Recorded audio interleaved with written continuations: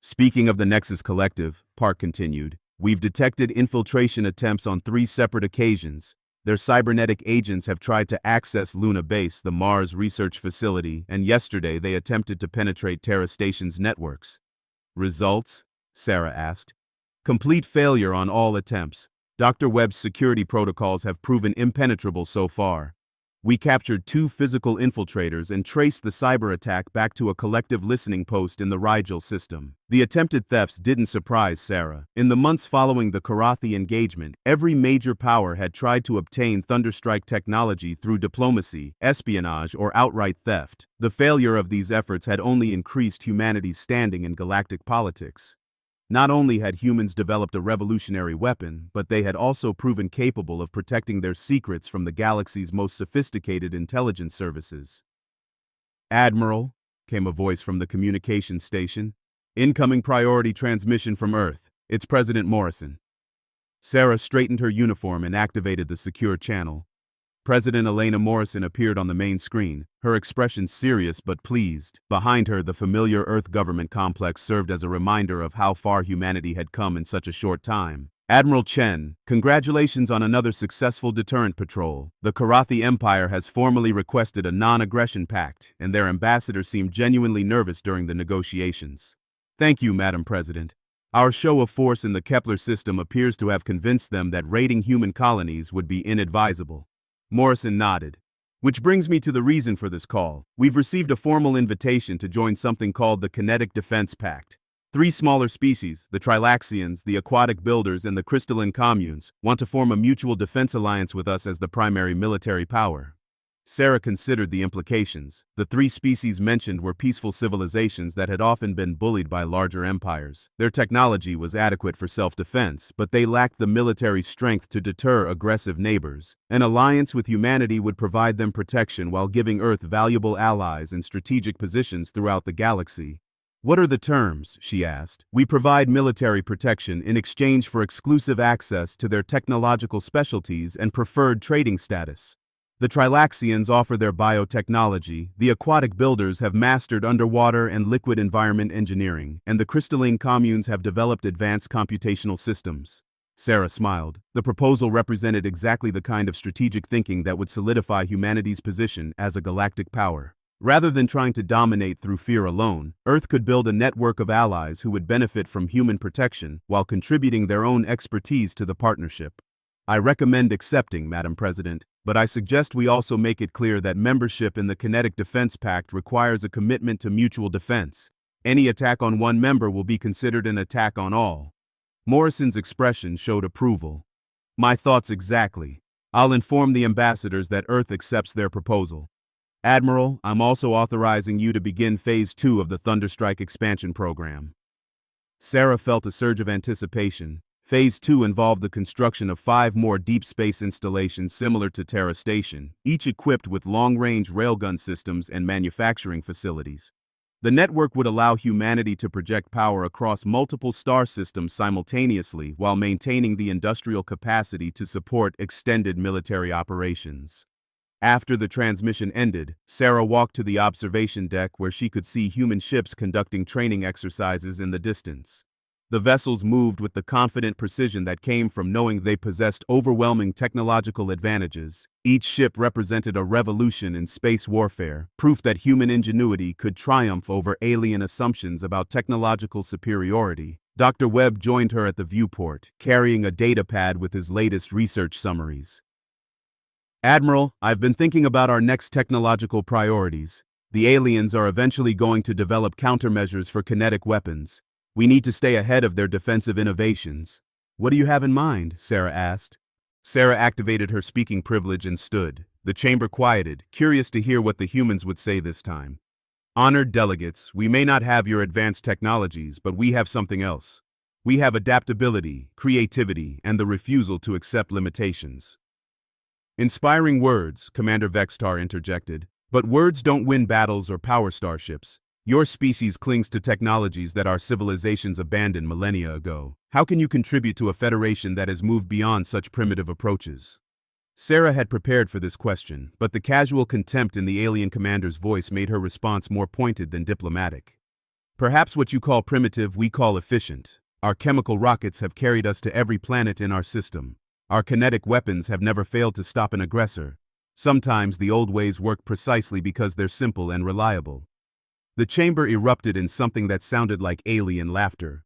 Director Omni 7's electronic voice cut through the noise. Efficiency is irrelevant when facing modern weapons. Your kinetic projectiles move at fractions of light speed. Our energy weapons are instantaneous. Your chemical explosives produce limited yields. Our antimatter charges can crack planets. There is no comparison. Ambassador Kelthara raised a graceful hand for silence. The decision stands as before. Humanity may continue as an associate member, with limited trading privileges, until such time as your species develops technologies appropriate for full membership. This session is concluded. Sarah watched the various delegations file out, their conversations a mix of languages and electronic signals that her universal translator could barely parse. She caught fragments of discussion about human stubbornness, primitive weapons, and the amusing persistence of a backward species. The worst part was that some of it came from delegates whose own species had barely achieved interstellar flight when humanity first reached out to the stars. Back aboard the human transport vessel Endeavour, Sarah convened with her small diplomatic team. Lieutenant Commander James Park shook his head in disgust. Same results, same condescending attitudes. I'm starting to think they keep us around purely for entertainment value. Maybe they do, Sarah replied, staring out at the stars through the ship's simple transparent aluminum viewport. But they're making a mistake. They judge us by our current technology, not our potential. Dr. Elena Vasquez, the team's scientific advisor, looked up from her datapad. Commander, there's something you should know.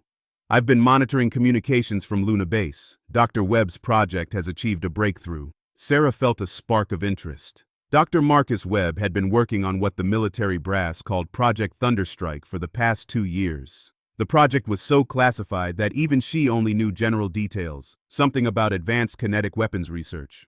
What kind of breakthrough? The kind that might change how the galaxy sees our primitive weapons, Dr. Vasquez said with a slight smile. 3 days later, Sarah stood in the secure conference room deep within Luna Base, watching Dr. Marcus Webb pace excitedly in front of a holographic display. Webb was brilliant but eccentric.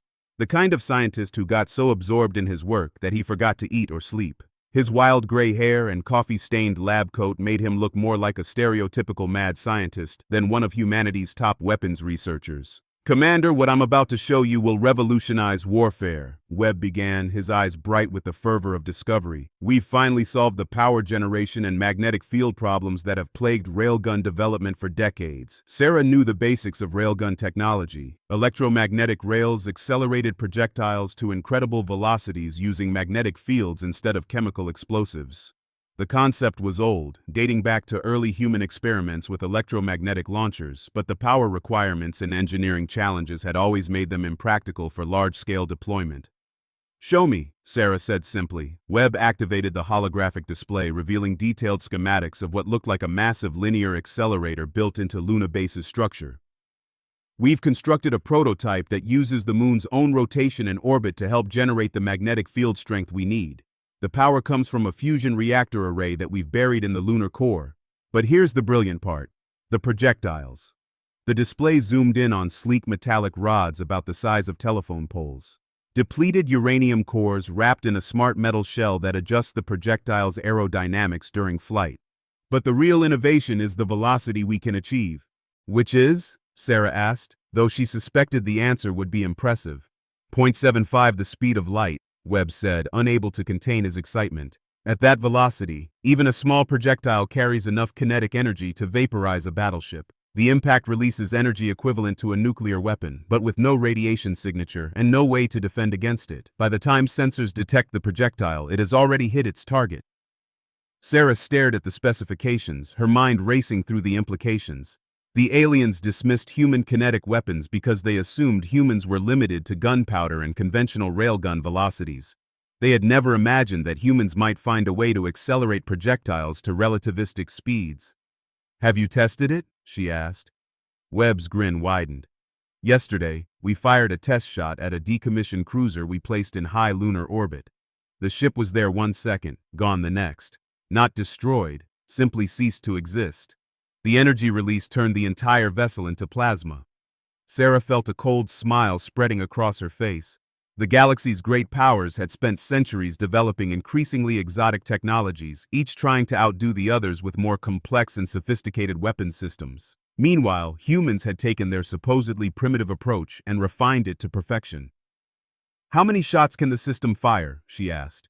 "The reactor can support continuous operation. Reload time is approximately 30 seconds between shots. Range is effectively unlimited within a solar system, and accuracy is absolute thanks to our targeting AI.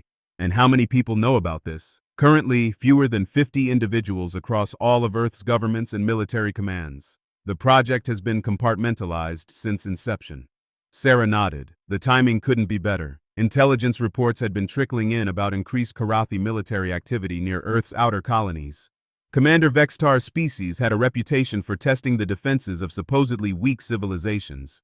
If the Korathi decided to make an example of humanity, they would provide the perfect opportunity to demonstrate that human ingenuity should never be underestimated. "Doctor, I want you to prepare for a live fire demonstration, and I want absolute secrecy maintained until we're ready to show the galaxy what human primitive technology can really do."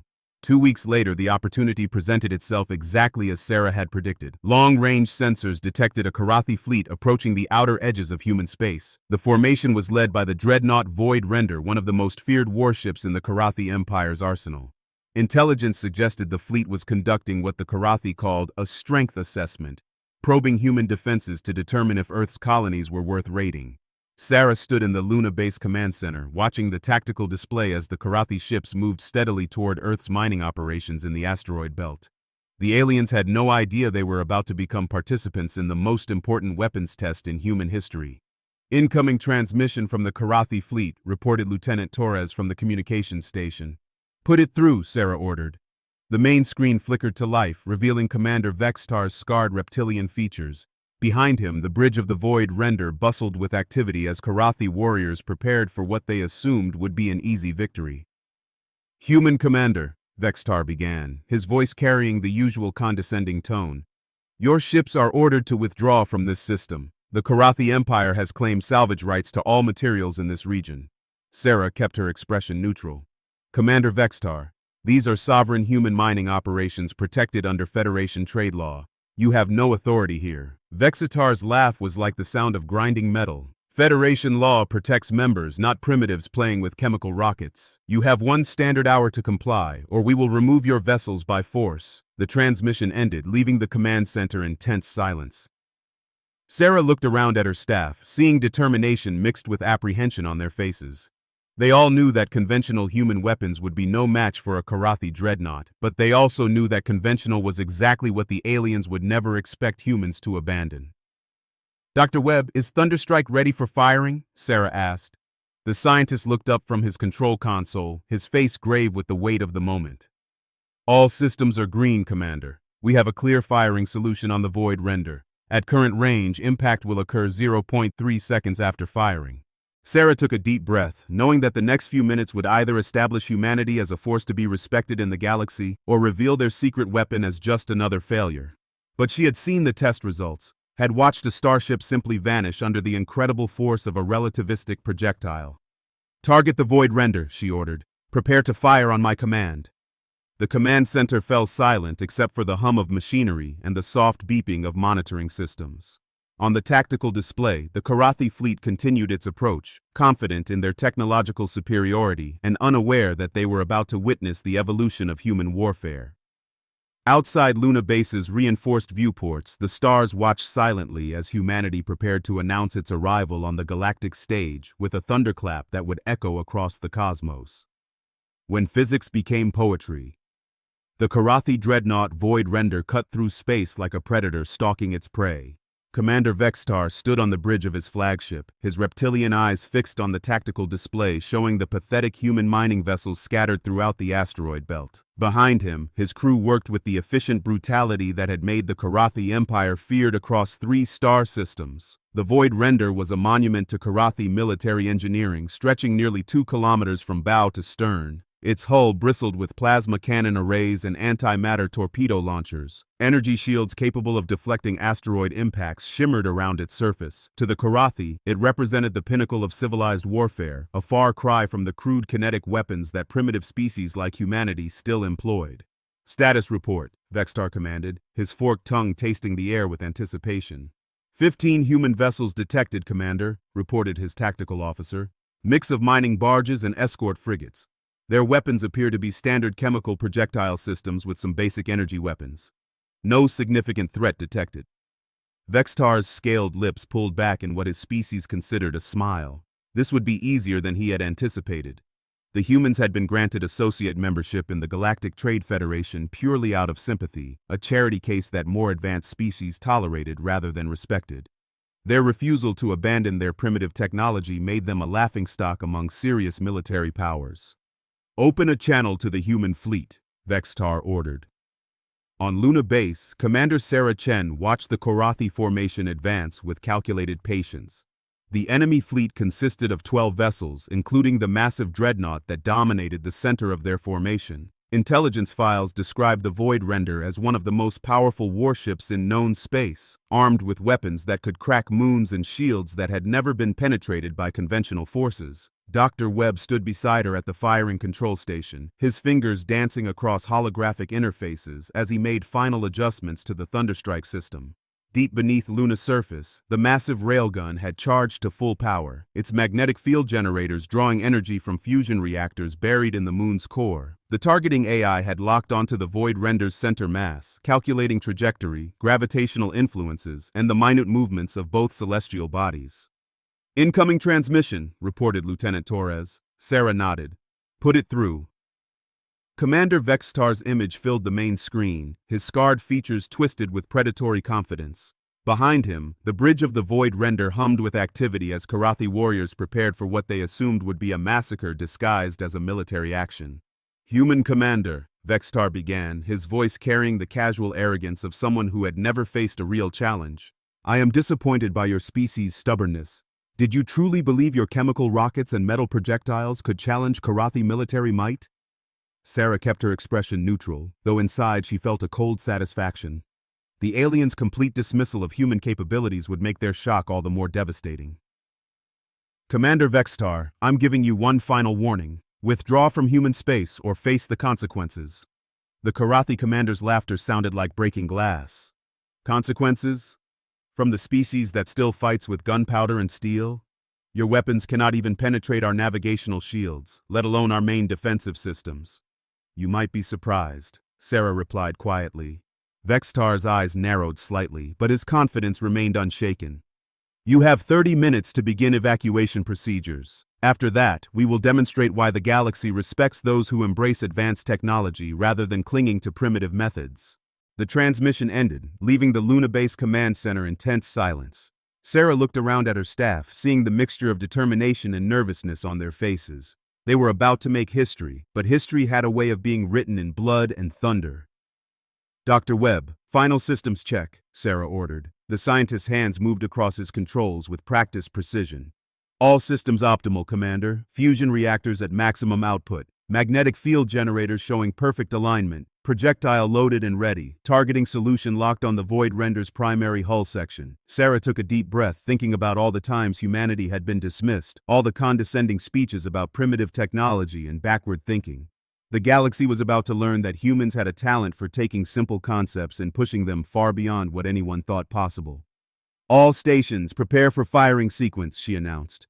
Throughout the command center, technicians ran final checks on their systems. The Thunderstrike railgun represented humanity's greatest military secret, a weapon that combined cutting-edge physics with the fundamental principles that had always driven human innovation.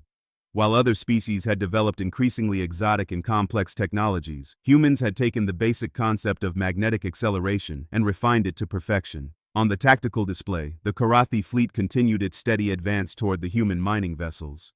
The enemy ships moved with the confident slowness of predators who knew their prey had nowhere to run.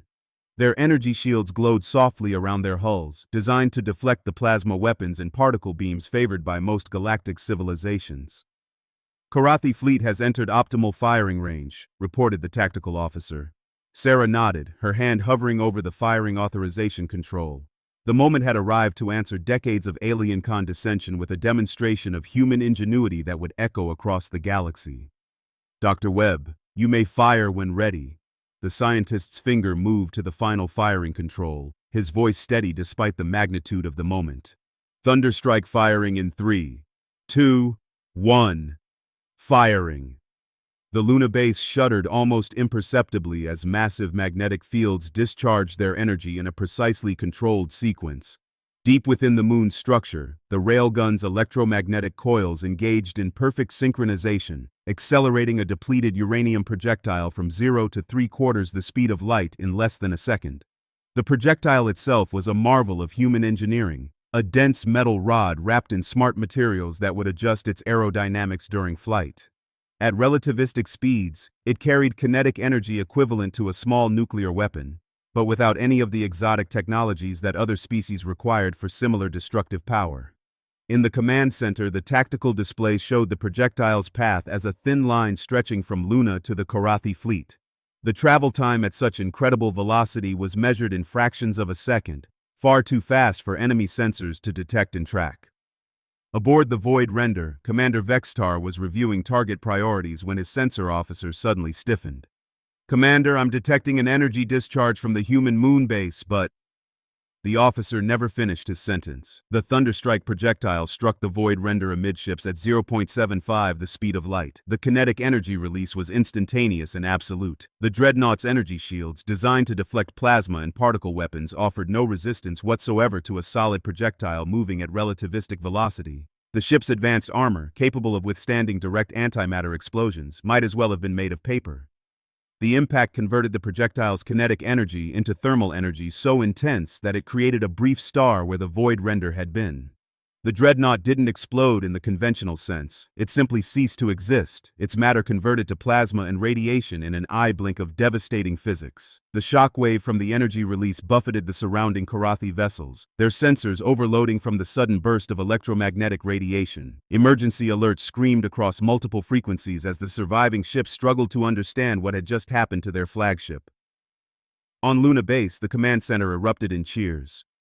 The tactical display confirmed what everyone had witnessed through the observation ports.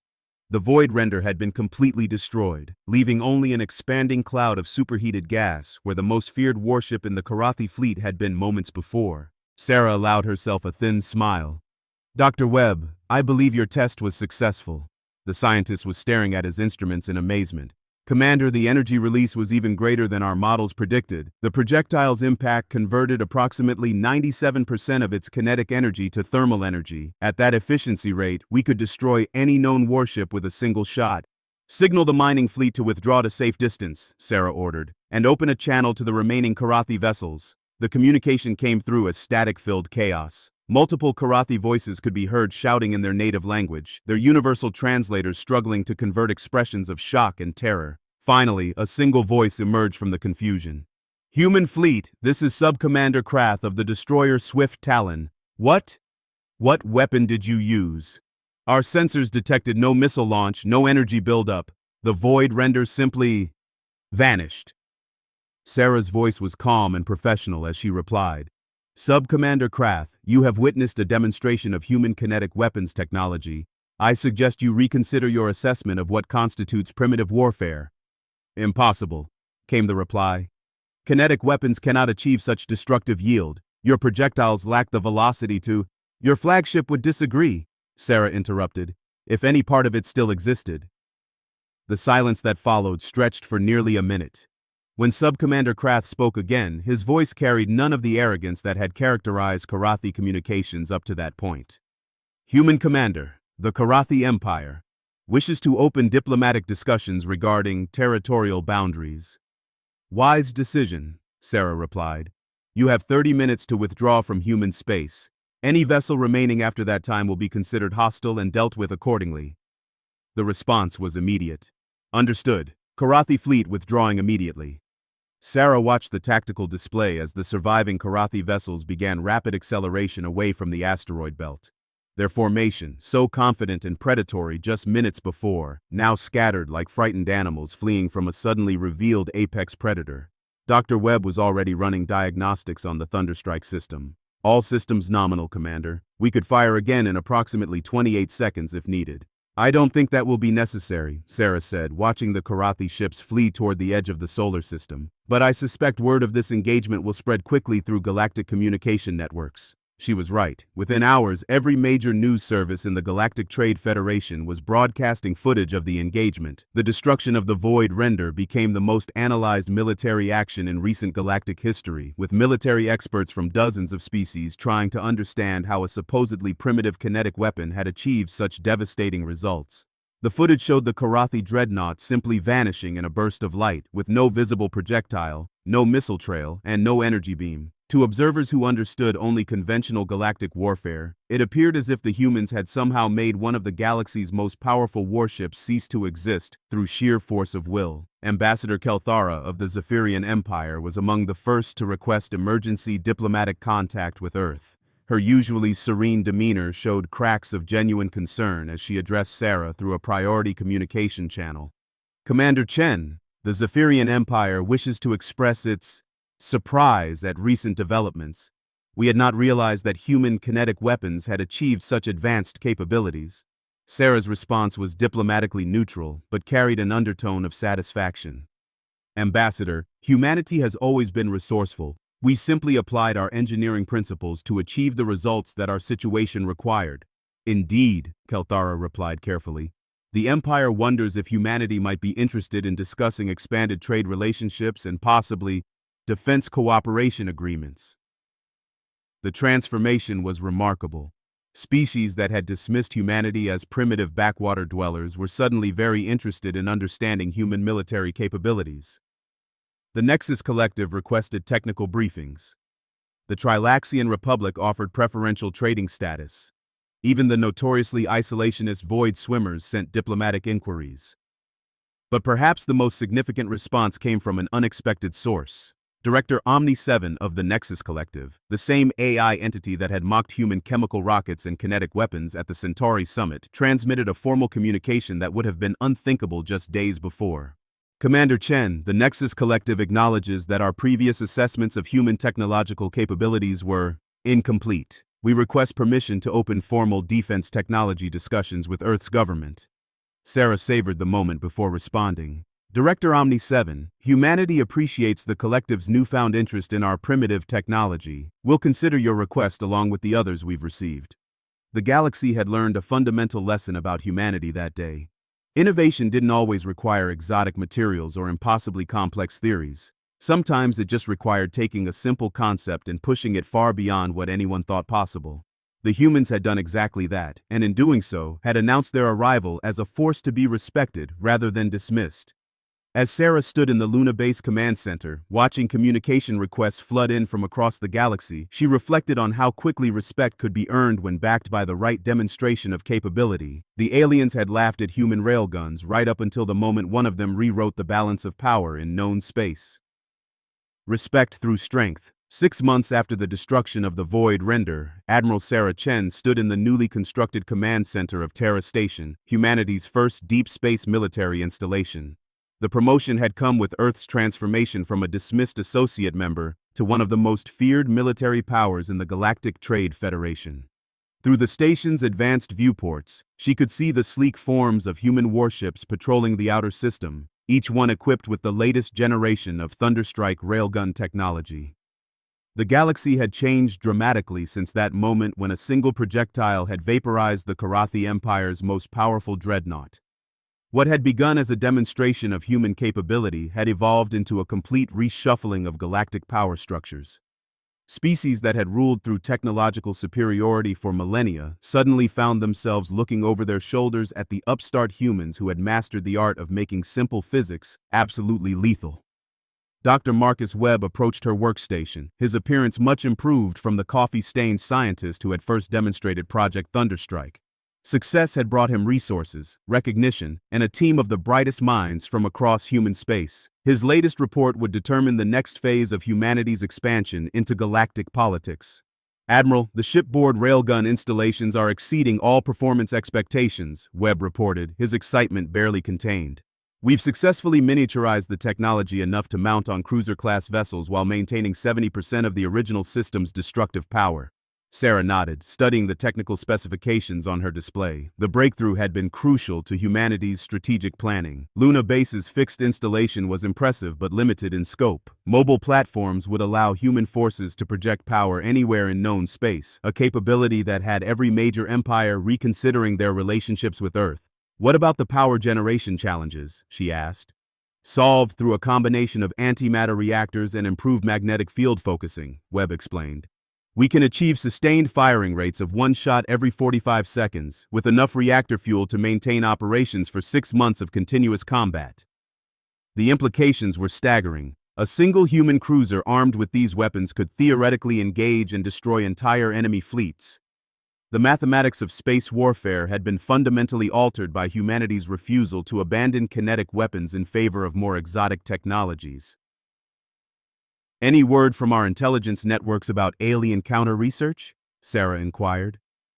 Lieutenant Commander Park, now serving as Terra Station's intelligence chief, looked up from his monitoring station.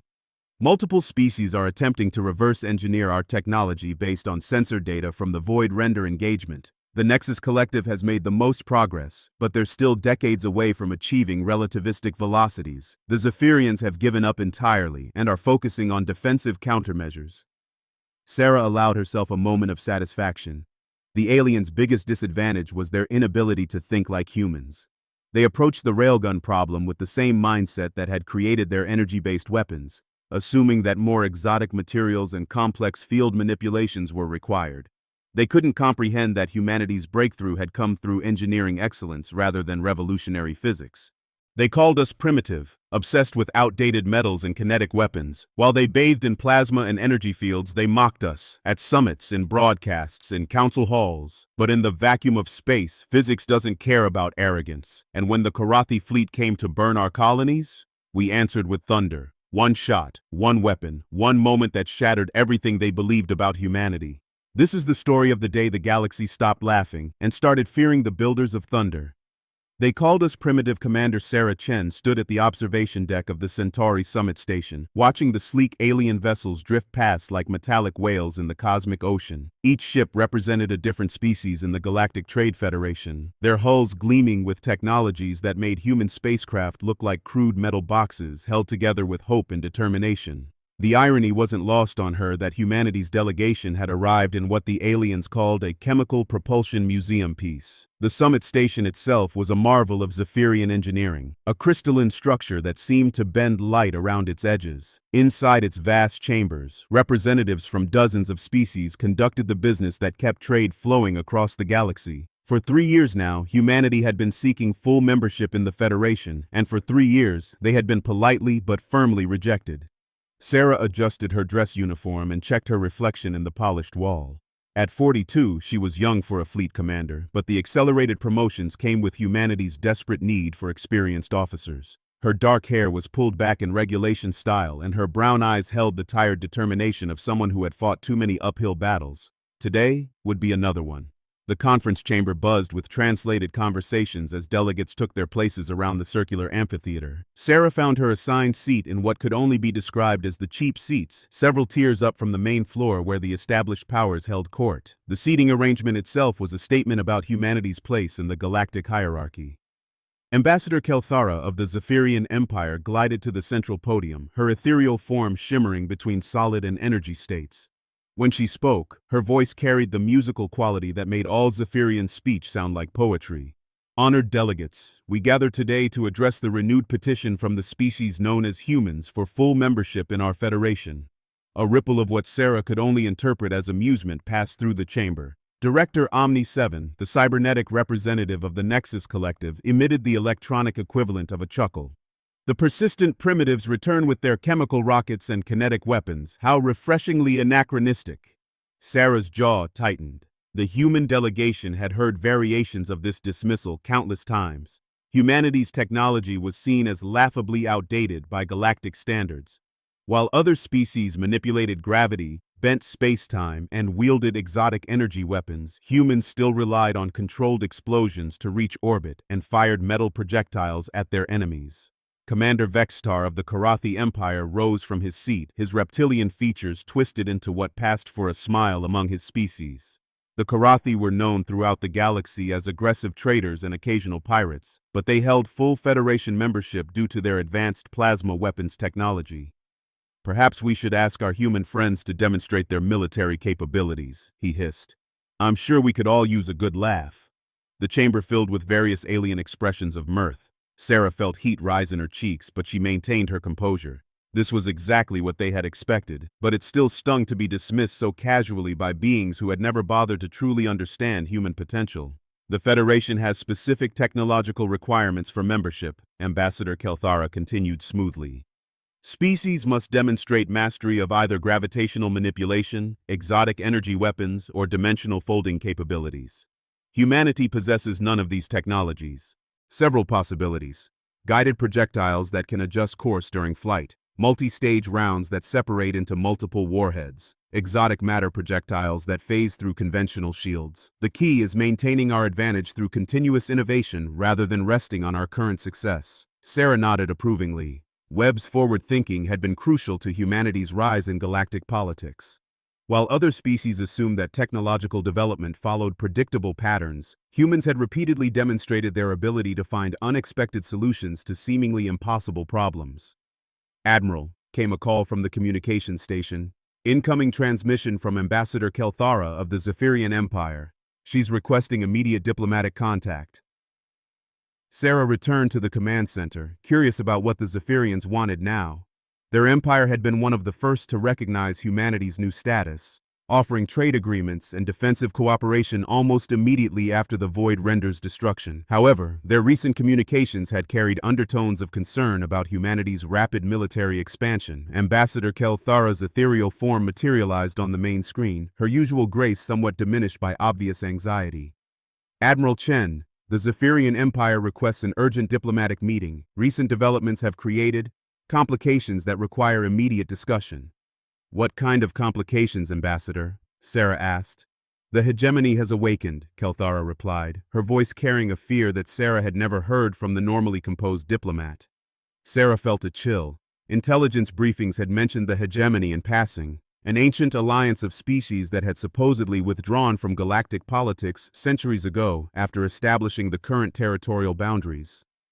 They were described as incredibly advanced but isolationist, content to observe younger civilizations from the shadows. "Explain," Sarah commanded. "The hegemony consists of the original founding species of galactic civilization.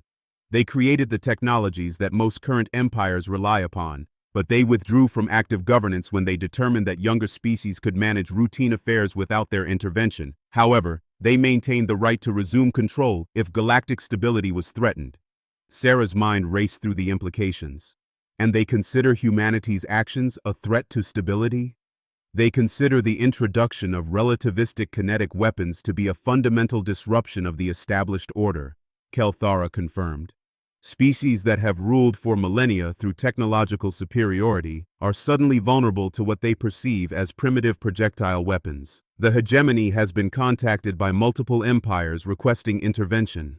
The situation was more serious than Sarah had anticipated. Humanity's success had been built on the assumption that established powers would adapt to the new reality rather than seeking outside intervention. The existence of an even more advanced authority that could override the current galactic order changed everything.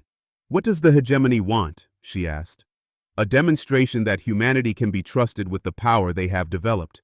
They have proposed a test, a challenge that will determine whether humans deserve to retain their technological advantages or whether intervention is necessary."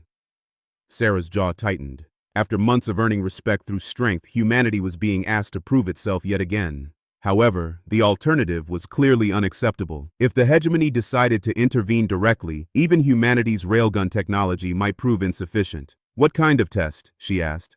"Unknown. The hegemony operates according to principles that younger species rarely understand. They will announce the parameters when they are ready. However, failure to participate would be interpreted as an admission of unfitness for galactic leadership." Sarah nodded grimly. "Tell the hegemony that humanity accepts their challenge. We didn't come this far to back down from testing our capabilities."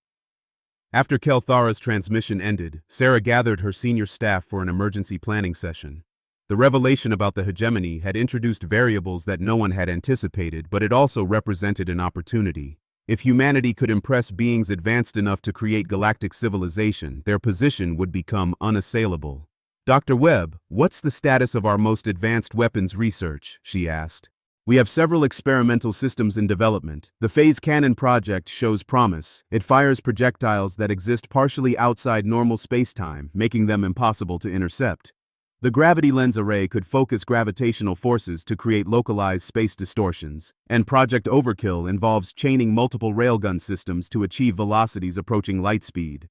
Sarah smiled despite the tension. Humanity's greatest strength had always been their refusal to accept limitations. Whatever challenge the hegemony presented, humans would meet it with the same innovative thinking that had transformed them from galactic laughingstocks to feared military powers. 6 months later, Admiral Sarah Chen stood on the bridge of the UES Thunderstrike, humanity's first super dreadnought, as it approached the coordinates specified by the hegemony for their mysterious test. The ship was a monument to human engineering, equipped with 12 primary railgun systems and enough firepower to reduce planets to asteroid fields. Around the Thunderstrike, a fleet of 50 human warships maintained formation, representing the most powerful military force humanity had ever assembled. Each vessel bristled with advanced kinetic weapons, energy shields, and defensive systems that incorporated the best technology from their new allies in the Kinetic Defense Pact. The test site was a dead star system on the edge of known space, chosen by the hegemony for reasons they had not explained. As the human fleet emerged from hyperspace, sensors detected something that made everyone on the bridge pause in amazement. 12 massive structures orbited the system's dead star, each one larger than Earth's moon and constructed from materials that reflected no light. They moved in perfect synchronization despite having no visible propulsion systems, and energy readings suggested power levels that dwarfed anything in human experience. Admiral, reported the sensor officer, I'm detecting artificial gravity fields, controlled singularities, and what appears to be localized space-time distortion around each structure. These things make our most advanced installations look like primitive outposts. Sarah nodded, feeling both humbled and determined. The hegemony had just demonstrated that there were still levels of technological advancement that humanity had not even imagined. However, she had learned never to be intimidated by superior technology. Every challenge was simply another problem waiting for a creative solution. Incoming transmission, announced the communications officer. The main screen activated, revealing something that defied easy description. The hegemony representative appeared to be composed of pure energy, shifting between different forms while maintaining a vaguely humanoid outline. When it spoke, the voice seemed to come from everywhere at once. Humanity of Earth, you have disrupted the established order through the development of relativistic kinetic weapons. Your actions have created fear among species that previously considered themselves secure. The hegemony must determine whether you possess the wisdom to wield such power responsibly. Sarah stepped forward. We accept your evaluation. What is required of us? You will face an opponent equipped with defensive systems that represent the pinnacle of galactic technology. Your task is to demonstrate that human innovation can overcome any challenge, or to accept that your species is not ready for the responsibilities that come with galactic leadership. The space around the dead star began to shift as one of the hegemony structures extended a beam of energy toward empty space. Where the beam touched, reality seemed to bend and twist until a massive warship materialized from nothing. The vessel was easily 5 times larger than the Thunderstrike and appeared to be constructed from the same light-absorbing materials as the hegemony installations. This is the nullifier, the hegemony representative explained. It is equipped with every defensive technology known to galactic civilization. Energy shields that can deflect stellar-level forces, armor that exists partially outside normal spacetime, point defense systems that can intercept projectiles moving at light speed. If humanity can destroy this vessel, you will have proven your fitness for galactic leadership. Sarah studied the enemy ship, her mind already working through tactical possibilities. The challenge was clearly designed to test whether human railgun technology could overcome the most advanced defenses imaginable. It was exactly the kind of problem that humanity had always excelled at solving. Dr. Webb, analysis? She asked quietly. The scientist was studying his instruments with intense concentration. Admiral, conventional approaches won't work. That ship's defenses are beyond anything we've encountered. However, I have an idea that might succeed. Sarah smiled. Throughout human history, those 5 words had preceded some of the species' greatest achievements. Explain. Instead of trying to penetrate their defenses, we changed the rules of engagement entirely. Project Overkill is ready for field testing. If we link all 12 of our primary railgun systems and fire simultaneously, we can accelerate a single projectile to 99% of light speed. At that velocity, the kinetic energy release would be equivalent to a stellar event. Risks? Sarah asked. The Thunderstrike will be destroyed by the recoil forces. The energy discharge might damage other ships in the fleet, and there's a small possibility that we could accidentally create a temporary black hole. Sarah considered the options. The hegemony had presented humanity with a test designed to demonstrate the limits of human capability. They expected humans to fail, to prove that their recent successes were flukes rather than indicators of true potential. It was time to show them how wrong they were. All ships, withdraw to safe distance, she ordered. We're going to show the galaxy what happens when humans decide that impossible is just another word for challenging. 30 minutes later, the UES Thunderstrike floated alone in space, its massive railgun systems aligned and charging with enough energy to power a small star. The nullifier waited nearby, its impossible defenses humming with technologies that predated human civilization. Around the dead star, the hegemony structures watched silently as humanity prepared to attempt the impossible yet again. All systems ready, Admiral, Dr. Webb reported. Firing in 10 seconds. Sarah took a deep breath, thinking about all the times humanity had been underestimated, all the challenges they had overcome through stubborn refusal to accept defeat. Fire. The Thunderstrike's 12 railgun systems discharged simultaneously, their combined magnetic fields accelerating a single projectile to a velocity that should have been impossible to achieve. The ship's hull buckled and twisted under forces that exceeded all safety parameters, but the weapon fired successfully. The projectile struck the nullifier at 99% of light speed, carrying kinetic energy equivalent to a supernova explosion contained in a space the size of a telephone pole. For a moment, the enemy ship's impossible defenses held, exotic energy fields and space-time distortion struggling to dissipate forces that challenged the fundamental laws of physics. Then reality reasserted itself, and the nullifier simply ceased to exist. The energy release created a brief new star where the ship had been, its light visible across the entire system. When the brilliance faded, nothing remained except the expanding shockwave of an event that had rewritten the local space-time continuum. The hegemony representative's voice filled the communication channels, carrying what might have been approval. Humanity of Earth, you have demonstrated that innovation can triumph over any challenge. The hegemony recognizes your species as worthy of galactic leadership. Use your gifts wisely. Admiral Sarah Chen smiled as she watched the human fleet regroup around the burning wreckage of the Thunderstrike. Humanity had once again proven that being underestimated was the greatest advantage any species could possess. The galaxy had laughed at human railguns, right up until the moment they became the new standard for absolute military power. From associate members begging for recognition to acknowledged galactic leaders in less than a year, it was exactly the kind of impossible achievement that humans had always specialized in accomplishing.